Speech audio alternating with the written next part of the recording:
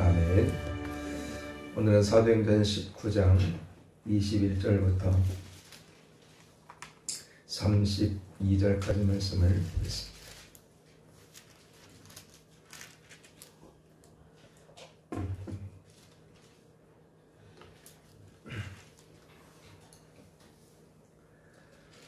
사도행전 19장 21절부터 32절까지 말씀 한 절씩 교독합니다. 이 일이 있은 후에 바울이 마게도냐와 아가야를 거쳐 예루살렘에 가기로 작정하여 이르되 내가 거기 갔다가 후에 로마도 보아야 하리라 하고, 자기를 돕는 사람 중에서 디모데와 에라스도 두 사람을 마게도냐로 보내고 자기는 아시아에 얼마 동안 더 있으니라. 그때쯤 되어 이 도로 말미암아 적지 않은 소동이 있었으니 즉 데메드리오라 하는 어떤 은장색이 은으로 아데미의 신상 모형을 만들어 직공들에게 적지 않은 거리를 하게 하더니 그가 그 직공들과 그러한 영업하는 자들을 모아 이르되 여러분도 알거니와 우리의 풍족한 생활이 이 생업에 있는데 이 바울이 에베소뿐 아니라 거의 전 아시아를 통하여 수많은 사람을 권하여 말하되 사람의 손으로 만든 것들은 신이 아니라 하니 이는 그대들도 보고 들은 것이라. 우리의 이 영업이 천하여질 위험이 있을 뿐 아니라 큰 여신 아데미의 신전도 무시당하게 되고 온 아시아와 천하가 위하는 그의 위엄도 떨어질까 하노라 하더라. 그들이 이 말을 듣고 분노가 가득하여 외쳐 이르되 크다 에베소 사람의 아멘이여 하니 온 시내가 요란하여 바울과 같이 다니는 마게도냐 사람 가이오와 아리스다고를 붙들어 일제히 연극장으로 달려 들어가는지라. 바울이 백성 가운데로 들어가고자 하나 제자들이 말리고 또 아시아 관리 중에 바울의 친구된 어떤 이들이 그에게 통지하여 연극장에 들어가지 말라 권하더라. 사람들이 외쳐 어떤 이는 이런 말을 어떤 이는 저런 말을 하니 모인 무리가 혼란하여 회관이나 어찌하여 모이는지 알지 못하더라. 아멘. 바울이 에베소에 복음을 전하자 많은 사람들이 예수를 믿고 변화되어 우상을 버리고 마술을 배운 책들을 모아다가 태우며 온성이 변화되는 역사가 일어나게 되었습니다. 이 모든 것이 성령의 역사로 나타난 모습이었습니다. 성령께서 복음을 듣는 영혼들마다, 말씀을 듣는 영혼들마다 그 마음속에 회개의 영을 부어주시고 그들의 마음에 예수를 믿는 믿음을 허락해 주셨다는 거죠. 그렇게 에베소에서 사역을 한 바울은 예루살렘으로 올라가기 전에 2차 전도 여행 당시 복음을 전했던 마게도냐와 아가야를 다시 방문하고 로마까지 가려는 계획을 세우게 됩니다. 그래서 디모데와 에라스도를 마게도냐로 먼저 보내고 자신은 얼마 동안 에베소에 더 머물게 되는데 바로 이때 그 에베소 시내에 큰 소동이 일어나게 됩니다. 바울이 복음을 전할 때에 성령께서 말씀을 듣는 사람들의 마음을 움직여서 우상 앞에 절하거나 우상을 사려고 하지 않게 되었던 겁니다. 이렇게 되다 보니 우상 장사들은 장사가 되지 않았고 우상 장사들에게 물건을 만들어 납품하는 데메드리오도 사업에 차질을 빚게 되었던 겁니다. 큰 손해를 당하게 되었던 거죠.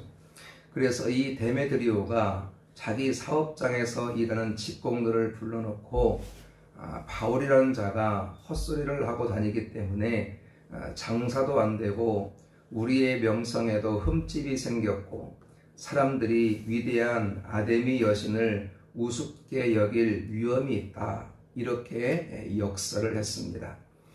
자기 사업을 위해서 직원들과 직공들과 많은 사람들을 선동했던 겁니다. 이렇게 돼야 직공들이 밖으로 나가서 아데미 여신은 위대하다 이렇게 외치고 다니게 되었고, 아데미 신을 섬기는 사람들과 군중들이 함께 소리를 지르면서 에베소는 순식간에 소란스러워지게 되었습니다. 몇몇 주동자들은 바울과 함께 여행을 하던 마게도냐 사람 가이오와 아리스타고를 붙잡아서 극장 안으로 끌고 들어가서 폭행하는 사건이 일어나게 되었지만, 하나님의 은혜로 서기장의 중재로 이 소동이 끝나게 되는 겁니다. 데메드리오가 소동을 일으킨 이유는 철저히 자신의 이익 때문이었습니다. 자신의 사업이 타격을 받은 것을 견딜 수 없어서 바울과 제자들을 위험에 빠뜨린 것입니다. 그리스도인은 자신의 유익을 쫓는 존재가 아닙니다. 고린도전서 10장 24절을 보면 누구든지 자기의 유익을 구하지 말고 남의 유익을 구하라 이렇게 우리에게 말씀하고 있습니다. 왜 그리스도인이 다른 사람의 유익을 구해야 됩니까? 바로 이것이 예수님의 삶이었기 때문입니다.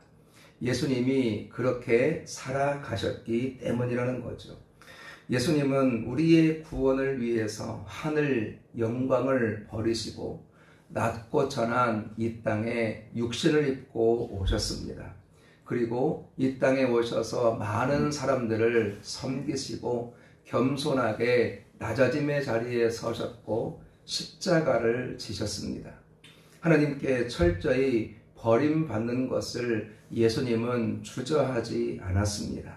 그로 인해 우리가 구원을 얻게 되었고 하나님의 자녀의 특권을 누리게 되었다는 겁니다. 그래서 우리는 이 예수님을 날마다 닮아 가야 된다는 거죠. 예수님께서 걸어가셨던 그 길, 예수님께서 추구하셨던 그 가치관, 예수님이 삶을 살아가셨던 그 삶을 우리 그리스도인은 철저히 닮아가고 그 길을 끝까지 따라가야 된다는 겁니다. 그래서 나의 유익이 아닌 다른 사람의 유익을 구하고 그들을 축복하고 섬기고 희생하는 진정한 사랑을 실천해야 된다는 겁니다. 나의 유익만 추구하면 항상 문제가 발생하고 갈등이 발생하게 됩니다. 교회를 무너뜨리고 하나님의 영광을 가리우는 그런 자리에 설 수밖에 없다는 거죠. 예수를 믿는다는 것은 예수님을 닮아가기로 결단하는 것입니다.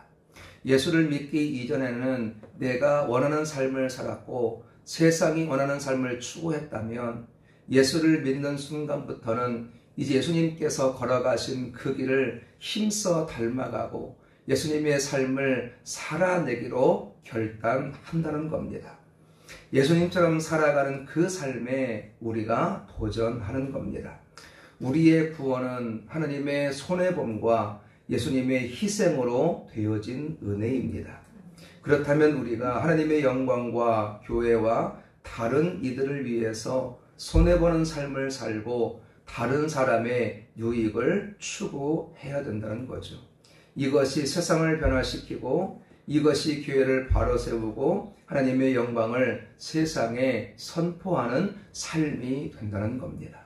진정한 변화는 나를 희생하는 데서 시작이 되는 겁니다. 세상을 변화시키는 것은 내가 녹아지고 내가 썩어지고 내가 다른 사람을 밑에서 섬기고 희생할 때 비로소 이루어지게 되는 겁니다. 하나님께서 세우신 교회가 든든하게 세워지기 위해서는 철저히 내가 손해보고 내가 낮아지고 내가 섬기는 자리에 설 때 비로소 그 교회가 예수 그리스도의 반석 위에 든든하게 세워지게 되는 겁니다.